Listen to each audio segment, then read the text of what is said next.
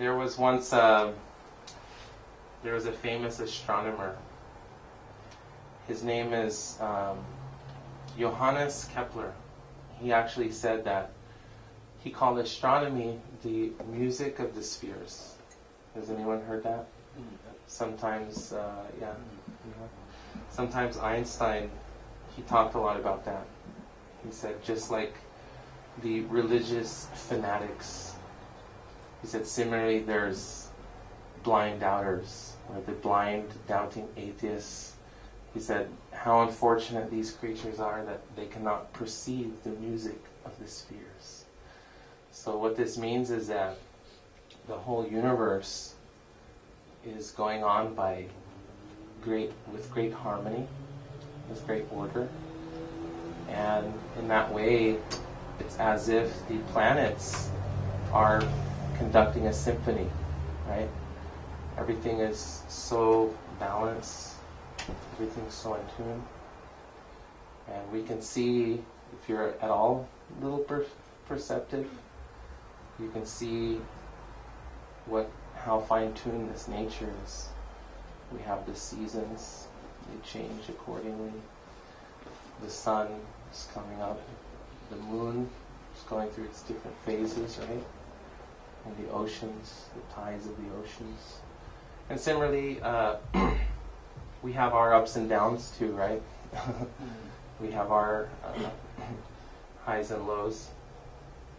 So that's kind of like the symphony of life, and that's what the human life, it's an opportunity to see the intricate workings of nature, and to try to understand how it's operating. If you have an ant, if you see a little ant and he's crawling on your computer screen, he's looking for food, or he's looking for water, or he's trying to find his way home. But he really doesn't know what's going on your computer screen, right? So you could be studying, you could be reading, you could be chatting with a friend, whatever you're doing. And for that little ant, he doesn't know anything that's going on. He's more or less ignorant of that bigger picture, right? So that little ant, he's very much consumed in his self, his sense of self. And in being overly consumed in himself, and he's an ant, it's an analogy, his intelligence is not able to conceive what's going on with the computer, right? So basically, there's two kinds of people in this world.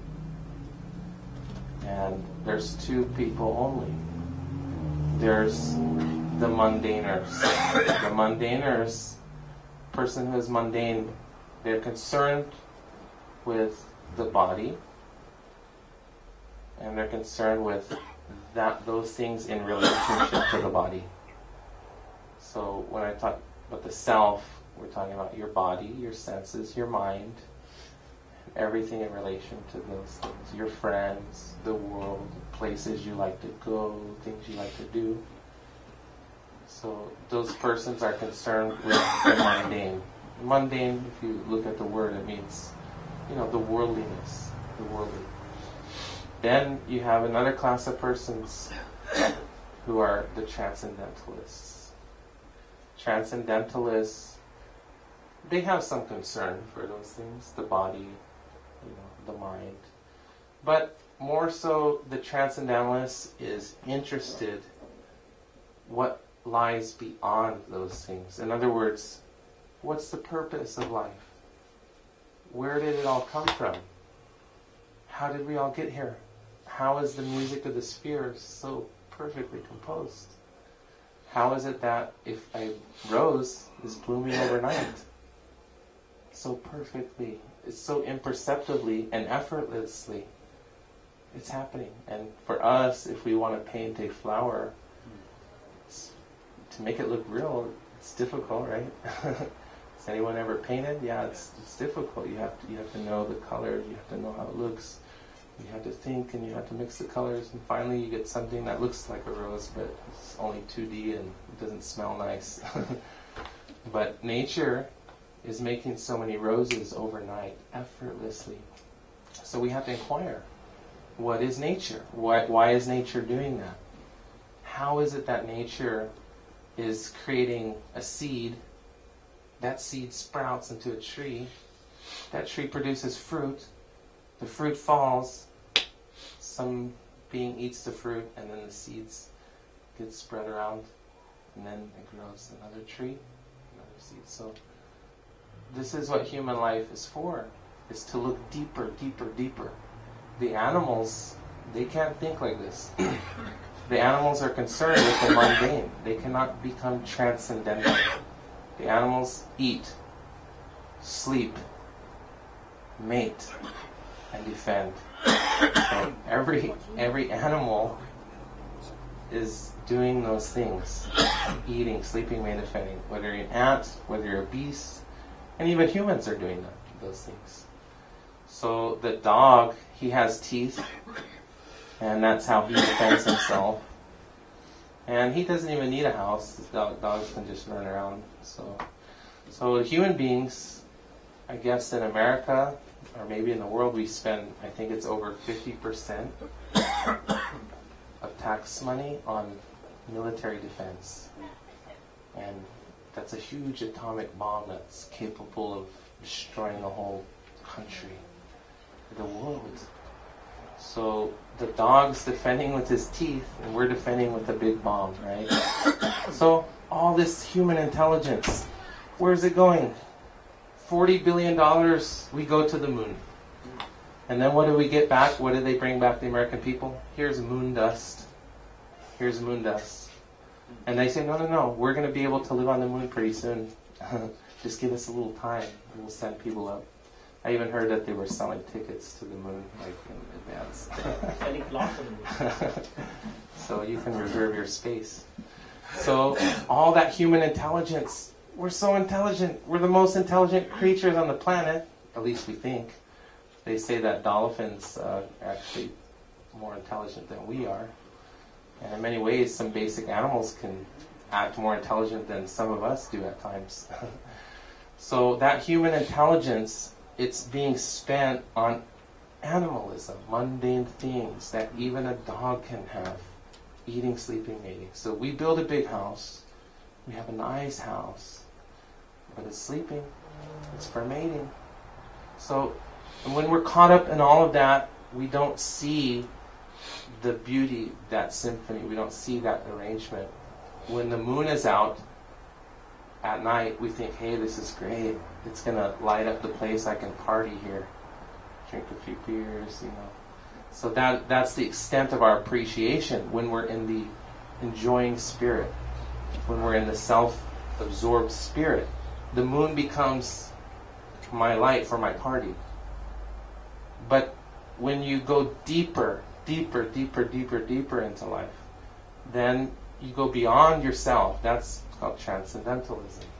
Then you can start to see, wow, the moon, it's not just for me, for my little excursions, but there's something going on here. So this is what it means to be human. This is the purpose of being human. Is we can learn appreciation.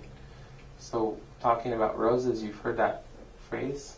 Don't forget to stop and smell the roses. So while you're so busy, you don't really appreciate what's going on. You're so caught up, I gotta get this, I gotta get that. The difference between a mundane and a transcendental person is the mundane is always trying to externalize his desires. And what do we get from that? Corporations, huge factories, all the things which are destroying the planet. It's all because of the mundane desire to enjoy a selfish existence, and we put it outside, we put it on everyone, oil spilling, killing millions of living beings. It's okay. But the transcendentalists, traditionally, any transcendentalist of any spiritual tradition, they're not concerned with creating big factories and doing all these things. They're appreciating the very simple gifts that nature is giving us. Pearls from the ocean, fresh water, clean water, fresh vegetables, the ability to grow your own vegetables. A lot of the things, the pleasures that humans are meant to experience, we have done away with.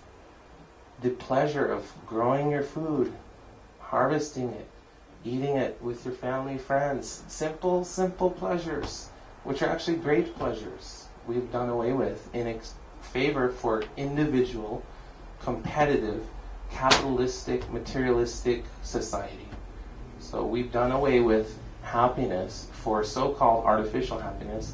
And the only problem with that is you get attached to the artificial standard of living, and you can't even be happy with simple things anymore. And it becomes so difficult to achieve satisfaction because your standard is artificial and it keeps going up. Oh, I need this. I can't live without this. I gotta have this. I gotta have this. And pretty soon you're just going crazy. And then you're like, hey doc, fix me. And he's like, oh, here's the medication. So that's how we deal with things, through artificial. So the only solution is the simple solution. And that's what Krishna Lounge we're promoting, is spiritual revolution. Spiritual revolution is not a political revolution. Politics is, my not yet. But it could be. But it's not based on, here's my group, and my group's the best, and everyone become one of us. That's politics, right?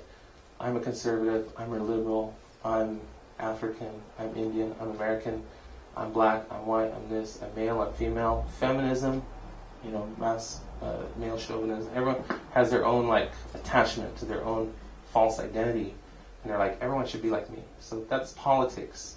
So this is not a political movement, but the main thing is using our intelligence, using our great intelligence, not to go to the moon, spend $40 billion while people are starving and bring back some dust, but to use that intelligence to see what life for what it is, to discover the mysteries of life, to learn appreciation for the simplest things. The sun is shining. What a miracle. We have to understand that through appreciation, through humility, through gratitude, all these good qualities, the human being can develop those qualities, and those qualities enable us to see higher and higher truths. So while we go about our business, don't forget to stop and smell the roses. And try to understand what is the source of this thing, and try to develop appreciation. So thank you for your attention, and thanks for everyone that came, for all the new people. Nice to see you. Does anyone have any comments or questions, or anything you want to share? Maybe how your week went, some realization you had? Want to share anything? Yes, sir. You said that this life is in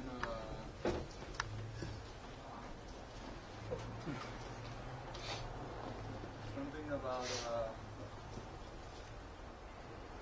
come back to me. Okay. All right. About a challenge in the meanwhile. How about a challenge in the meanwhile? What is that? Can I humbly challenge? Yeah. Well, many could. I mean, I could. Many folks could challenge the fact that there is any harmony, or that the harmony is just sporadic. For the most part, it's chaotic. The universe. Yeah. The universe's laws. Yeah. If you talk about harmony and beautiful creation, okay, I can see a lot of creation, but I can see a lot of chaos, and often a lot of painful chaos. That's part of the harmony. Actually, I would have answered that. I have an answer to that basically there is always entropy. And there is always what? Entropy, which means things tend to get disorganized and you're saying there's randomness or whatever. But there is intelligence needed to still create order out of that entropy. Entropy is the basic nature of things. If you, for example, if you don't clean your home after a while, it just becomes a mess. You have to do something to get back into action to put everything in place. So same thing, about the you can black understand that holes? even though there is sporadicness, there's still order, means there is some intelligence behind it, What about creating order out of it. what about black holes? What about stuff that it gets created and doesn't do anything, just explodes after a while? Well, it creates new energy from black holes. Yeah, like like a tornado, like that picks up all the, all the trees and all the houses and everything, and it spins it all and explodes it. yeah, destruction is part of it. Yeah. It's a part of the cycle, and that's why in Vedic knowledge you have 3 phases: creation, maintenance, and destruction, and it's cyclical. So it's cyclical, and that's how the universe operates. That's how it operates. Is there has to be destruction, and creation has to be there, and maintenance. It's going on like that. Just like I think music's Recycling. I think music is a great example because it's not just what you're playing that's important, but it's what's not being played also. It's important. So, like if you learn a drum or you learn an instrument, it's not just what you're playing that's important, but it's what's not being played also. So that's what the balance, there has to be that balance, just like, there's chaos. Okay, there's order, then there's day, and there's night. So these things are going on. If there's just sun all day, then everything dies, everything burns up. There has to be a period of fluctuation. That's part of the order, is to have those dualities. All that can be challenged. Sure. My misfortune in this, or maybe fortune, I don't know, is my lack of knowledge of physics and the things that an in-depth physician would be, or physicist would be familiar with. However, the problem or the issue can be much more easily resolved by philosophical attempt. In other words, without harmony, I'm looking at you because you talked about the holes, black holes. That without the harmony, there's no order, there's no purpose, and therefore ultimately there's no value. Then everything becomes pointless. If everything is pointless, I mean, then what's up with anything? Why endeavor for anything? And yet everyone's endeavoring for something. Everyone feels like there's some value. Because if nothing has value, then you wouldn't move. You would never even attempt to move from this place. But we clearly differentiate between, okay, now I'd like to go walk. On a walk, that's a valuing position. I suppose that, moving from here and taking a walk is a better situation than staying here, or whatever, having a dinner in this particular case. So we see that kind of thinking is, first of all, it's counterintuitive. Second of all, it's absolutely impossible. So philosophically, even if you essentially cannot perceive order, philosophically there's got to be order for anything to make any sense.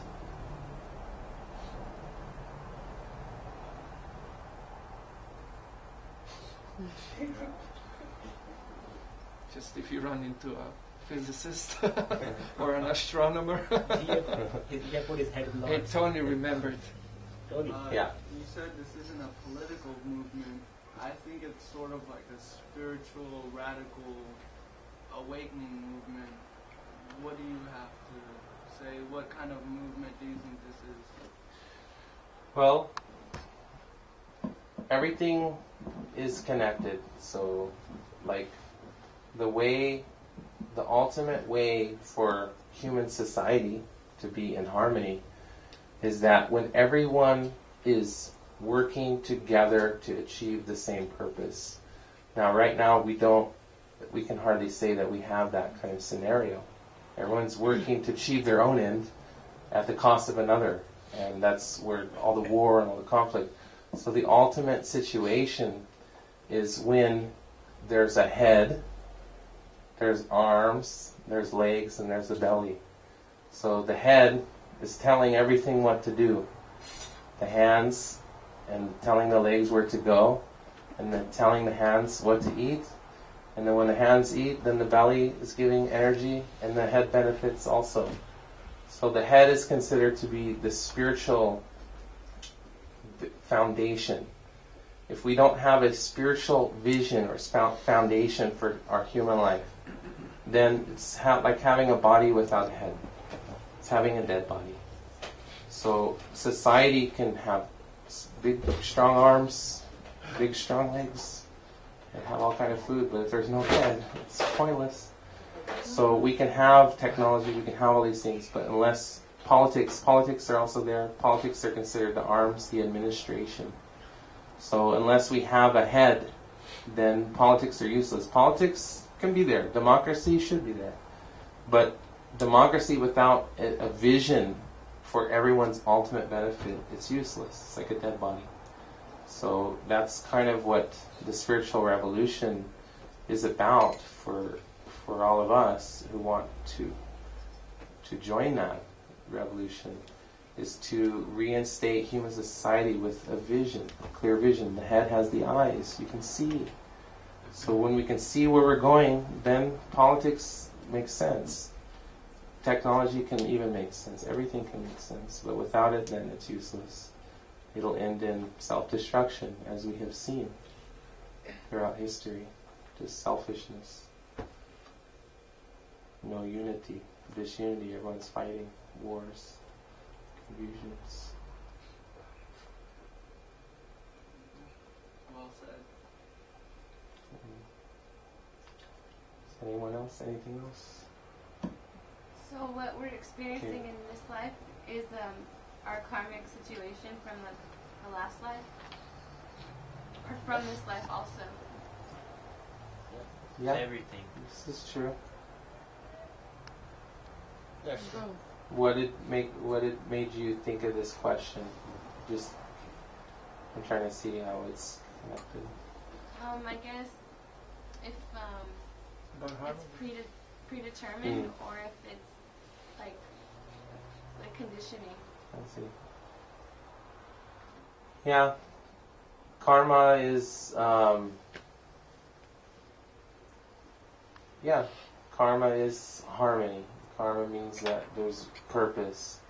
It's like Mahat is saying here that, from a scientific point of view, if everything's just chemicals, from a physicist point of view, without a philosophical view or spiritual view, then everything's chemicals. It's all pointless. So the fact that something bad is happening to me, there's no reason to it. But when karma is there, it's an understanding that it's based upon higher knowledge, that there's a reason for everything. There's reason behind everything. There's a reason that a rose smells like this. There's a reason that the sun is like the way it is. And reason is what human beings are meant to perceive and to abide by, because when we live by reason, then we can feel the satisfaction. So karma definitely helps us understand that, the reason we're suffering or we're going through a particular situation is something that we have done. In Sanskrit, there's no word for chance. Sanskrit's a very big language. There's 200 words for rainfall. There's 50 words for lotus, but you won't find one word for chance. You can find the cause is unknown. So when we talk about karma, something bad's happening to me or something good's happening to me, I won the lottery, it's good karma. By chance, nothing happens by chance. Paris Hilton, she's not born Paris Hilton by chance. Bill Gates, he's not Bill Gates by chance. Everything has a cause, but they cannot see that. So in the past life, such persons were very, very charitable. And due to that, they have earned that respective position. So everyone is in the body that they are. They're born in the place they are for a reason. So there's reason behind all that. Is that what you're referring to as an answer? Thank you. Good question.